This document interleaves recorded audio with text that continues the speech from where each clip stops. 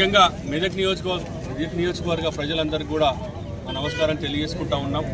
మొన్న జరిగినటువంటి 2023 సాధారణ అసెంబ్లీ ఎన్నికల్లో మరి క్షణికావేశం అనాలనా లేదా చారిత్రాత్మక తప్పిదమానాలు అర్థం కావట్లేదు. సరే కొద్ది పార్టీ ఇబ్బందుల వల్ల పార్టీని వీడిపోయి తప్పుదోవపోయినామనే ఒక భావనకు రావడం జరిగింది.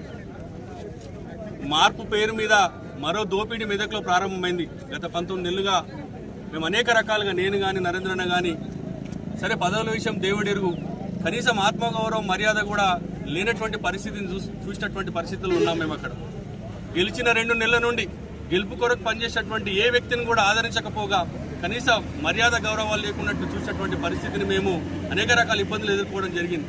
మరి ముమ్మాటికి మాకు అర్థమైన విషయం ఏంటంటే, ఈ తెలంగాణ రాష్ట్రంలో మరి అప్పుడే పుట్టిన చంటిబిడ్డ తల్లి దగ్గర ఉంటే ఎంత క్షేమంగా ఉంటుందో, ముమ్మాటికి తెలంగాణ కూడా కేసీఆర్ గారి చేతుల్లో ఉంటే అంతే క్షేమంగా ఉంటుందని ఒక భావనతోని మరోసారి మేము చేసినటువంటి పొరపాటును యావత్ మెదక్ ప్రజానికి మమ్మల్ని క్షమించాలని మనస్ఫూర్తిగా వారికి కోరుకుంటూ, మరి ఈరోజు మమ్మల్ని అందరినీ కూడా ఆహ్వానించడానికి మరి సొంతింటికి తిరిగి వచ్చిన సందర్భంలో టీఆర్ఎస్ పార్టీ కుటుంబ సభ్యులందరూ కూడా పేరు పేరున మరి శిరస్సు వంచి వారికి నమస్కారాలు తెలియజేస్తూ, భవిష్యత్తులో మరి ఇక్కడ ఉన్నటువంటి టీఆర్ఎస్ పార్టీ క్యాడర్తో అందరం కూడా మెదక్ను పూర్వవైభవం దిశగా మా వంతు కృషి చేస్తామని తెలియజేస్తూ, అక్కడ అనేక రకాల అవమానాలే కాకుండా కుటుంబ సభ్యులను సైతం కూడా వారు మరి చెప్పుకోలేనటువంటి భాషలో, చెప్పుకోలేనటువంటి పదాల్లో మేము అందరం కూడా ఎదుర్కోవడం జరిగింది. కాబట్టి మెదక్ ప్రజలందరూ కూడా గమనిస్తూ ఉన్నారు.